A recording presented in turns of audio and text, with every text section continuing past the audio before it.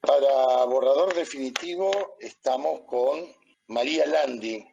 Buen día, María, muchas gracias por tu atención. Buenos días y gracias a ustedes. María, vos sos integrante de este espacio, que es la campaña de espacios libres de apartheid. Sí, bueno, entre otras cosas, como militante de la causa palestina desde hace mucho tiempo, más de una década ya que empecé a ir periódicamente por periodos largos a Palestina como observadora y acompañante internacional y como activista o militante de derechos humanos. Estando en esa posición y estrechamente compartiendo y conociendo cómo es la vida del pueblo palestino y su resistencia cotidiana al régimen de ocupación, colonización y apartheid que Israel impone sobre ese pueblo, me fui vinculando a expresiones de la propia sociedad civil palestina organizada, como es, por ejemplo, el movimiento de boicot, desinversión y sanciones, que es un movimiento que surge hace ya 18 años, un poco imitando lo que fue la lucha del pueblo sudafricano contra el apartheid que sufrieron hasta el año 1994. Y bueno, cuando este movimiento empezó, lo que ha planteado desde entonces es que invita a la gente común y corriente, a la sociedad civil, a los movimientos sociales de todo el mundo, a llevar adelante campañas de boicot, de desinversión y de sanciones, asumiendo que de los gobiernos y de los estados poco y nada se puede esperar cuando se trata de exigir a Israel que rinda cuentas por sus prolongadas violaciones del derecho internacional y de los derechos humanos palestinos.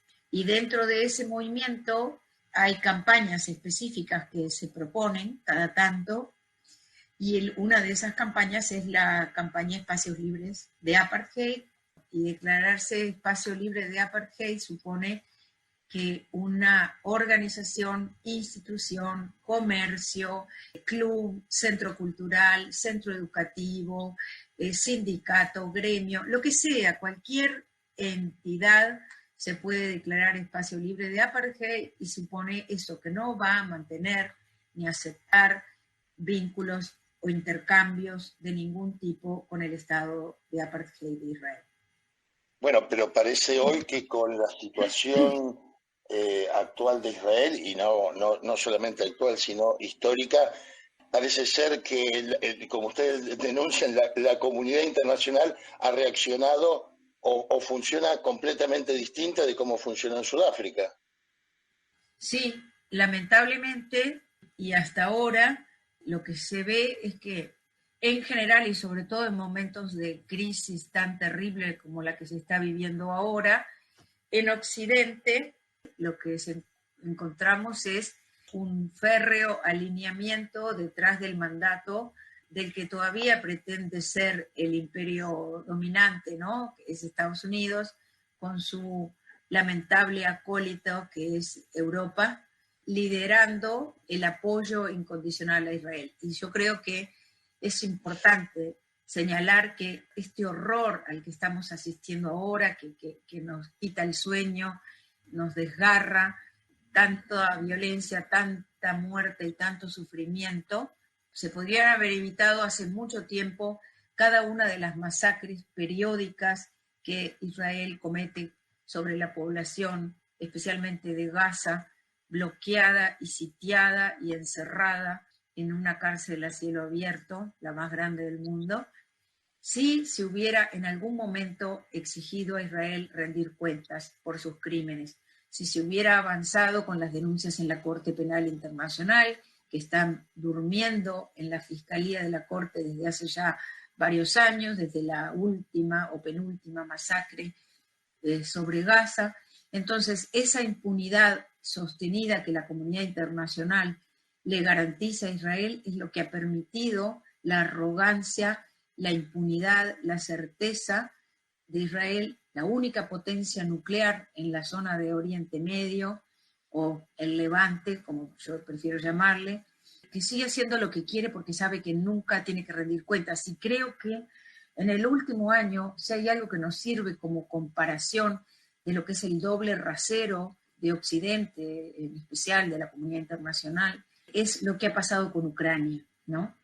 Antes de una semana de que Rusia hubiera invadido Ucrania, ya la comunidad internacional, sobre todo las potencias y los países occidentales, unánimemente habían condenado la ocupación, habían aplicado sanciones de todo tipo contra Rusia, incluso sanciones indiscriminadas que no son las que pide el pueblo palestino, y sin embargo al Estado de Israel no se le ha aplicado absolutamente ningún tipo de sanción en más de medio siglo, si hablamos de los territorios ocupados en el 67, o 75 años si queremos hablar de los territorios que fueron ocupados en el año 48, cuando se implanta el Estado de Israel sobre las ruinas de la limpieza étnica de Palestina.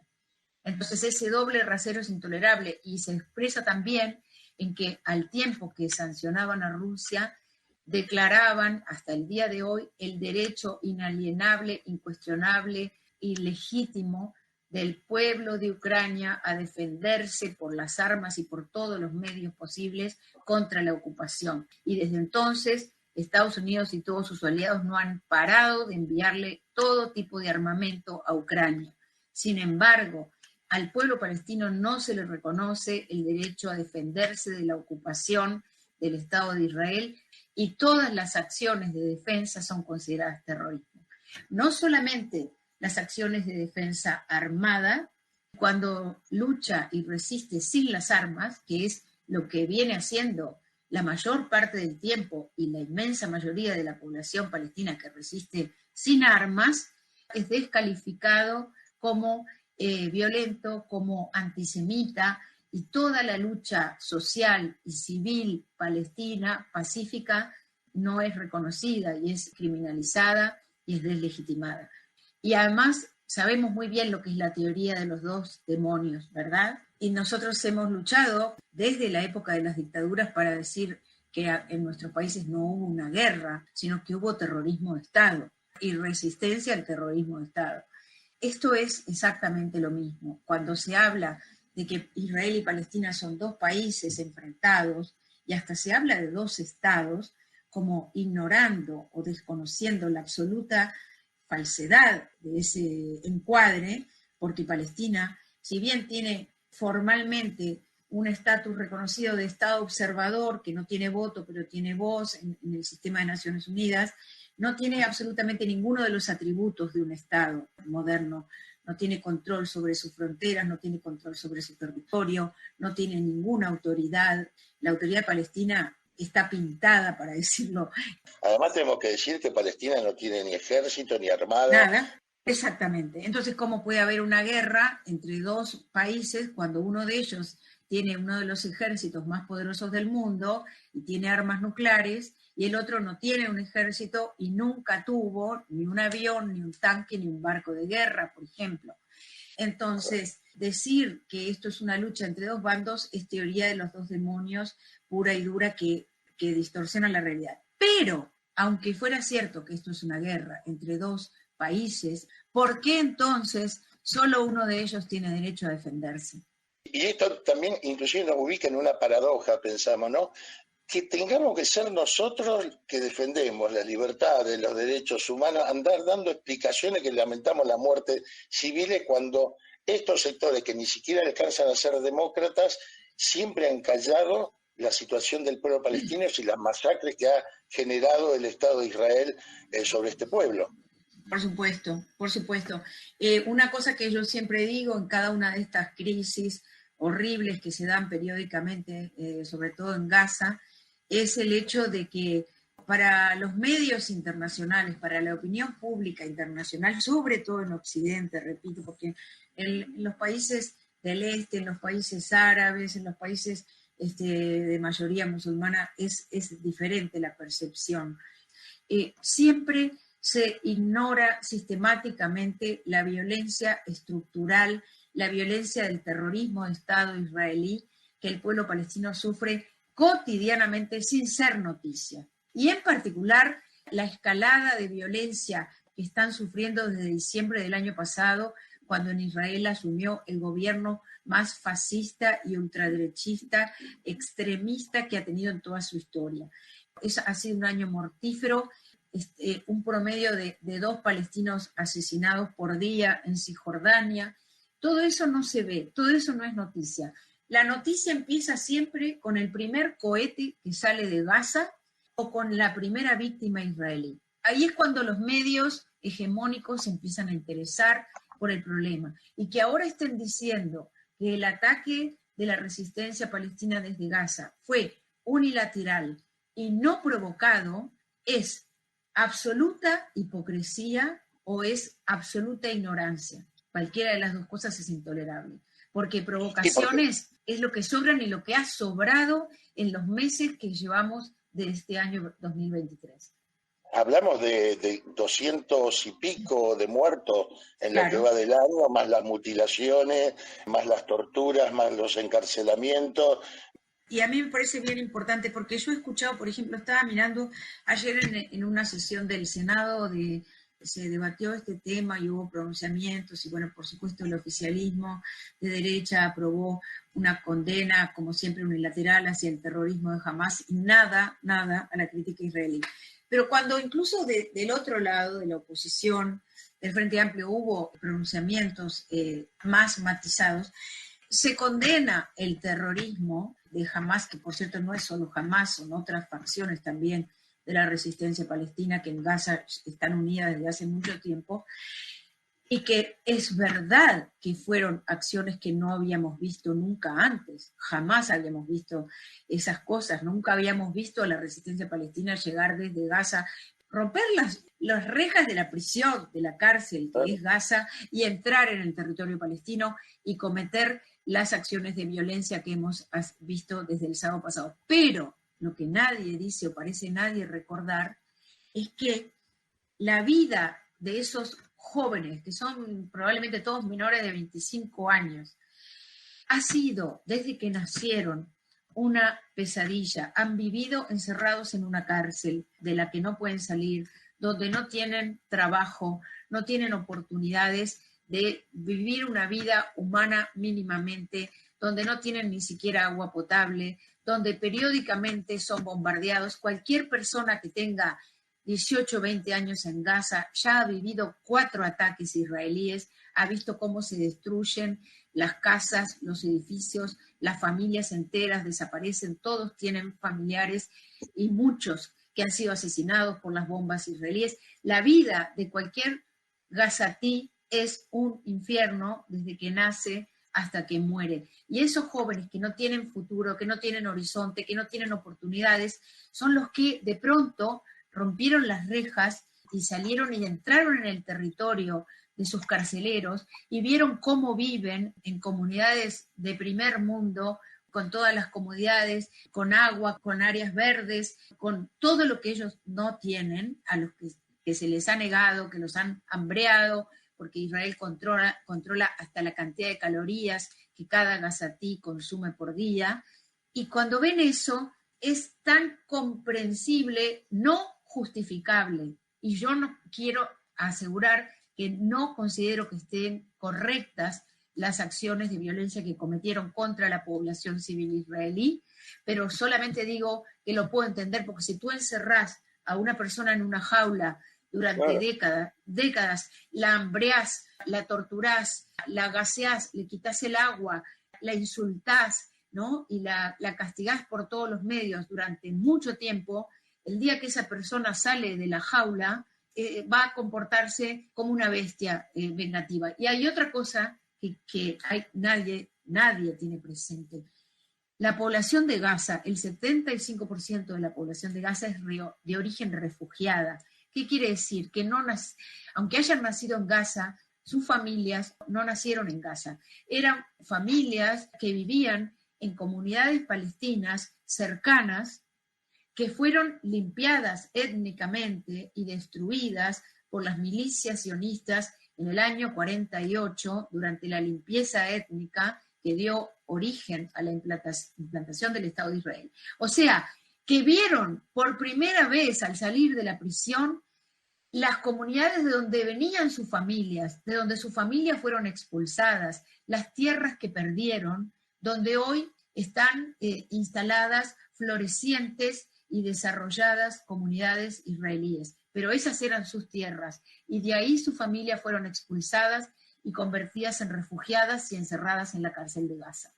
Creo que como ustedes reproducen esta nota de este periodista israelí Levi, sí, que dice, si los matamos, si los mutilamos, si los echamos, si lo hacemos, ¿qué otra cosa podíamos esperar? Exactamente. Yo creo que todo lo que ha ocurrido desde el sábado pasado también, que nos tiene a todos en shock. Bueno, el analista de Al Jazeera, Marwan Bishara, dijo, es también como el pecado griego, ¿no? De ibris, de exceso, la arrogancia de Israel, de saberse impune, de creer que los palestinos solamente pueden ser golpeados y castigados y bombardeados y asesinados y encarcelados, si nunca puedan asestar un golpe contundente a sus opresores. Esto fue como demostrar que sí. Y yo lo primero que recordé este sábado fueron las palabras que me dijo otra activista israelí, que me dijo en una entrevista que yo le hice hace casi una década en Palestina, me dijo, las cosas van a empezar a cambiar cuando la sociedad israelí empiece a pagar algún precio por todo esto.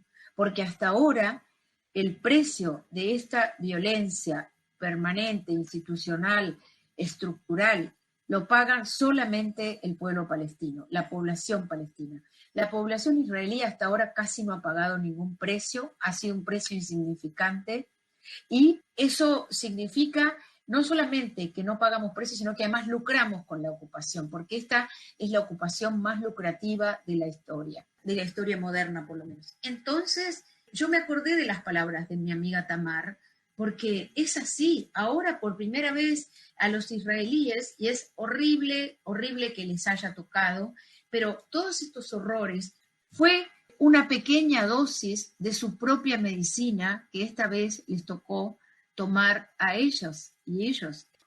Bueno, María, obviamente el tema es muy amplio y seguramente volveremos a convocarte y a seguir esta ofensiva ahora israelí terrible sobre la Franja de Gaza y sobre Cisjordania. Antes de terminar, a mí me gustaría decir cómo está planteada la situación hoy. Está clarísimo que no hay quien pueda ganar.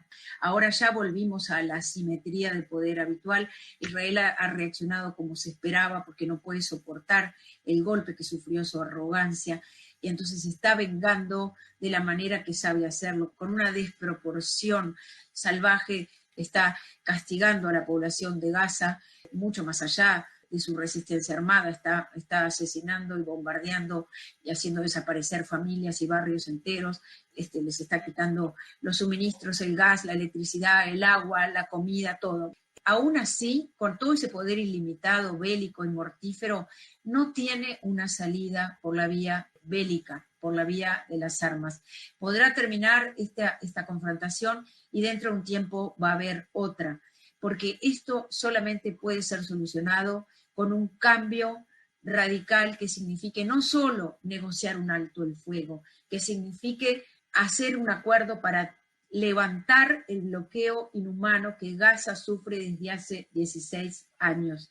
También quiero decir, hay sectores importantes de la sociedad israelí que están exigiendo a su gobierno que se siente a negociar el intercambio de prisioneros o de rehenes o como le queramos llamar, y que esas personas secuestradas, que hay mujeres, hay jóvenes, hay niños, hay inocentes, puedan regresar a sus familias, a sus comunidades en Israel, y prisioneros palestinos que llevan más de 20 años en la cárcel sean liberados.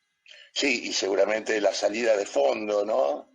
Que es el derecho al pueblo palestino de un propio Estado libre, laico. Eso se ve mucho más difícil en el horizonte, pero que por lo menos se levante el bloqueo a Gaza y que se empiece a reconocer el derecho del pueblo palestino a la autodeterminación y que se termine con en las políticas también criminales que está sufriendo la población de Cisjordania y de Jerusalén Este. Bueno, María, te agradezco muchísimo y bueno, Gracias a ustedes. obviamente nos sumamos a toda esta campaña y bueno, nos mantenemos en contacto, por supuesto.